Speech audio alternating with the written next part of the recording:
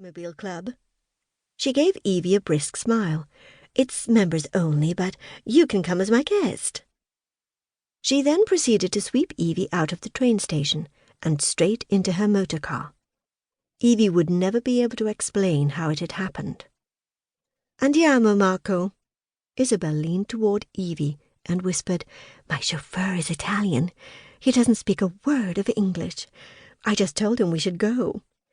Isn't the Italian language beautiful? Oh, you should hear the wonderfully romantic things Lorenzo whispers in my ear. That's my husband, Lorenzo Bianchi. It all sounds like music. You know, Italians have Latin blood. Everything they do with tremendous passion." As the motor car pulled away and Isabel continued to trip over her words, Evie gazed out the window and wondered how she had ended up in Isabel's company. She could think of someone else who would wonder. Tom Winchester. If Tom got wind of this, he would have her head on a platter. Since her grandmother had hired him to keep an eye on her, Evie had barely left his sight. Even if she explained she knew Isabel from way back, he would perceive her as a threat, guilty until proven innocent.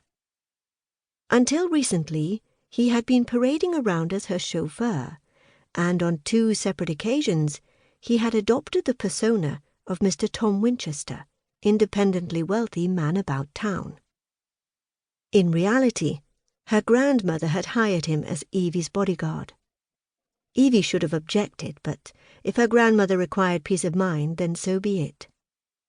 Evie never thought of herself as being tremendously wealthy, less so since making England her home. The local gentry despised talking about money, although they seemed to do a great deal of it behind closed doors. More so now that many estates were languishing due to poor management and lack of funds. In any case, if her wealth posed a threat to her safety, she had never noticed, especially not now that she had Tom Winchester around to keep a close eye on her. Since Evie had settled at her country estate, Halton House in Berkshire, he had remained Mr. Tom Winchester, and she had lost her chauffeur. Now that she thought about it, she could cast all the blame on Tom. If he hadn't been so determined to have his way and shadow her every step, she would not have tried to elude him, and she would therefore not have travelled to London by herself or bumped into Isabel. It hadn't been that difficult to escape him. If she really thought about it, she hadn't been able to contact him. So yes, she felt perfectly within her rights to cast all blame at his door. "So where are you calling home these days?" Isabel asked. "The Ritz?" Evie scattered the storm brewing in her mind. Isabel's family had a grand house on Fifth Avenue as well as a cottage in Rhode Island. Evie smiled as she recalled the first time she had described the so-called cottages to Henrietta. The Dowager had been stupefied to learn some of the houses could rival any grand estate in England. Of course, Isabel would expect Evie to live in the lap of luxury. "I'm actually not far from here." Evie waved her hand in the general direction of her townhouse in Mayfair, although after her escapade she would be returning to her country house, but Isabel didn't need to know that. "And what does your husband do?" Did she honestly not know Evie had married the Earl of Woodridge? "I'm not sure." For all she knew, he spent his eternal afterlife sitting on a cloud looking down at her. Although in life, he had been extremely industrious.